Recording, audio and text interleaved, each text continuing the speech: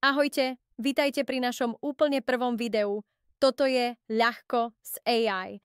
Ak ste sa niekedy pýtali, ako využiť AI v bežnom živote, napríklad na plánovanie nákupov, tipy na výlety alebo zistenie otváracích hodín úradov, ste na správnom mieste.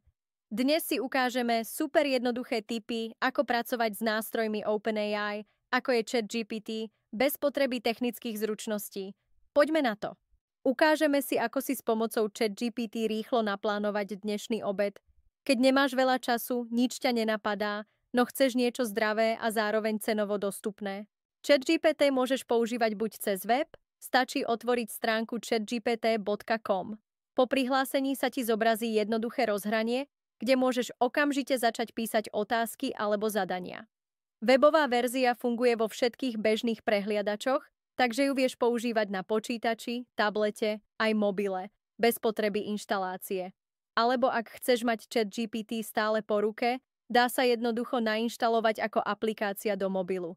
Pre Android ju nájdeš v Google Play Store a pre Apple v App Store stačí zadať ChatGPT by OpenAI.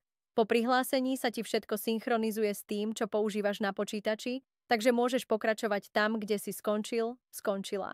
V tejto časti si predvedieme jeden príklad ako na to. Aby nám AI vedela pomôcť s plánovaním obeda, zadáme jej jednoduchý prompt, teda krátke zadanie alebo otázku, pomocou ktorej jej povieme, čo potrebujeme. Náš príklad promptu znie: prosím ťa, potrebovala by som stručný zoznam maximálne 5 ingrediencií na dnešný ľahký a zdravý obed. Obed by mal byť nutrične vyvážený, obsahujúci zdravé sacharidy, bielkoviny a tuky. Potrebovala by som aj recept z týchto ingrediencií, aby sa obed dal pripraviť do 30 minút. Ako vidíš na obrazovke, ChatGPT vyhodnotil prompt v priebehu sekúnd a my si môžeme pozrieť, či by sme na takéto jedlo mali chuť.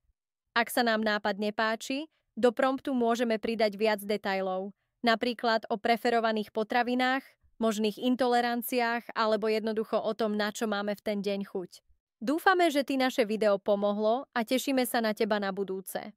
Ľahkosť AI sa zameriava na to, ako nám AI nástroje môžu uľahčiť každodenný život. Rýchlo, jednoducho a prakticky.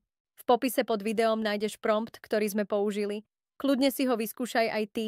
Ak sa ti video páčilo, ďakujeme za zdieľanie, odber alebo like. Tešíme sa na budúce.